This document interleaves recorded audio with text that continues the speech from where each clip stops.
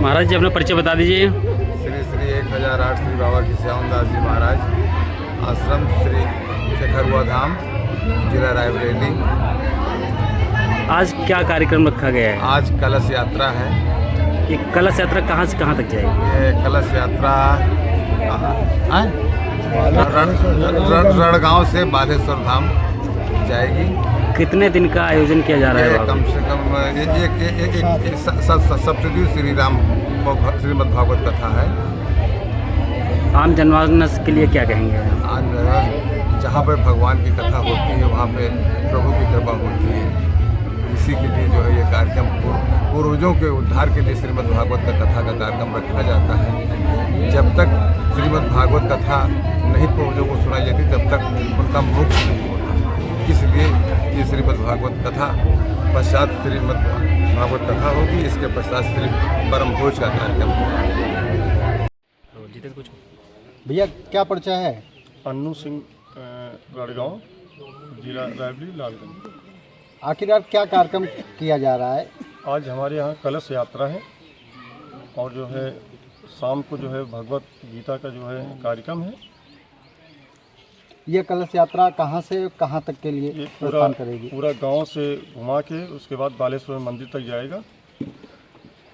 भगवत कथा कब प्रारंभ हो रही है और कब इसका समापन? 7 मई से प्रारंभ हो रही और जो है 15 मई को ख़त्म होगी।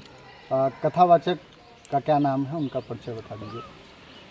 कथावाचक जो है बच्चन महाराज हैं।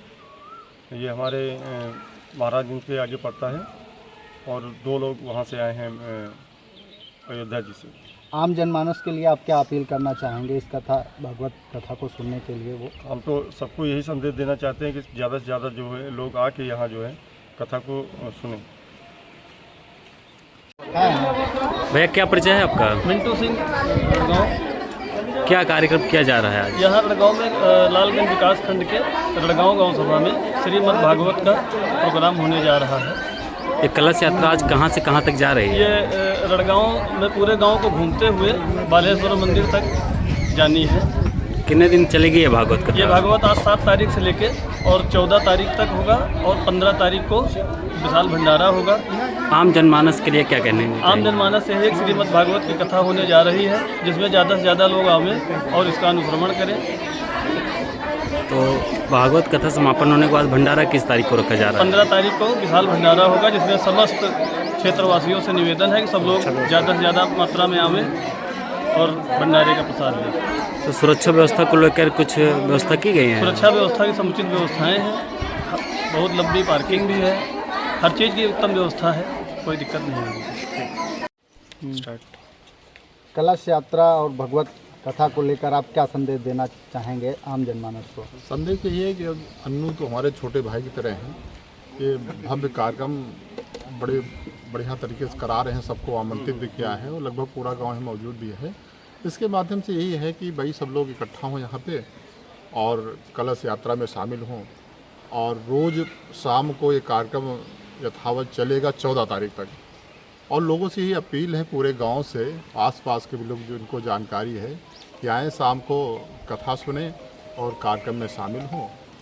और बस यही अपील है कि सब लोग रोज़ इकट्ठे हों कार्यक्रम में।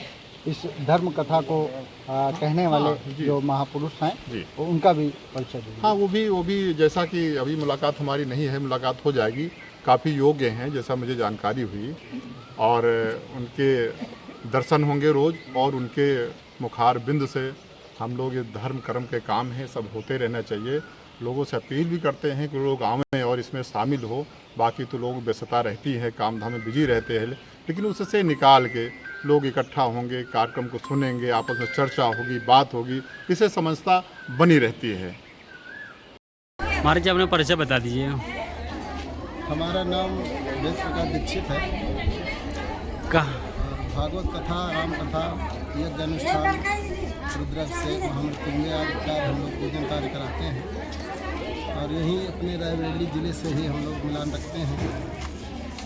और सिमरौता के पास फेखरवा कुटी एक स्थान पड़ता है जहां हमारे लोगों का गुरुद्वारा है और लगभग हमारे लोगों की जो कथाएं होती हैं गुरु स्थान से ही कथाएं कहने हम लोग जाते हैं। इस भागवत का उद्देश्य क्या रहता है? भागवत का उद्देश्य ये है कि धन्य भागवती वार्ता प्रेत पीड़ा विनाशिनी। भागवत जी की कथा एक ऐसी कथा है कि प्रेत पीड़ा का विनाश करने वाली कथा है।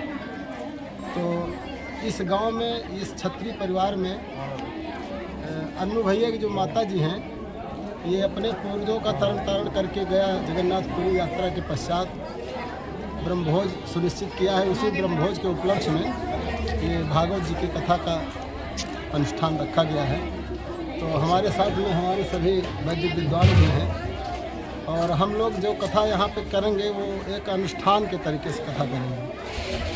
कथा एक अलग विषय है और अनुष्ठान एक अलग विषय है। जो आपका कल्याण होगा भागवत कथा से, वो अनुष्ठान पूजन पाठ से कल्याण होगा और कथा भी साथ में। कितने दिन तक चलेगी यह कथा? ये साप्ताहिक कथा है, 7 दिनों तक चलेगी। आज इसका प्रथम दिवस है और समस्त पूजन हो चुका है।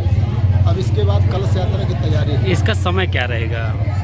रात्रि में समय निश्चित किया गया है 7 बजे से 10 बजे तक। अच्छा, आम जनमानस के लिए क्या कहेंगे आप? आम जनमानस के लिए ये कहना हम चाह रहे हैं कि भागवत कथा मोक्षदायिनी है, पापों का हरण करने वाली है और ऐसा अवसर बार बार प्राप्त नहीं होता है। तो जो ये पुनीत अवसर हमको आपको सबको प्राप्त हुआ है, उसका लाभ उठाएं और भागवत जी की कथा सुनें। और कथा में 7 दिनों तक जो भी बातें कही जाएंगी, लगभग 7 दिनों में मान लीजिए 700 बातें कही गई और उन 700 बातों में से एक बात अपने जीवन में आप उतार लीजिए, आपका जीवन धन्य हो जाएगा।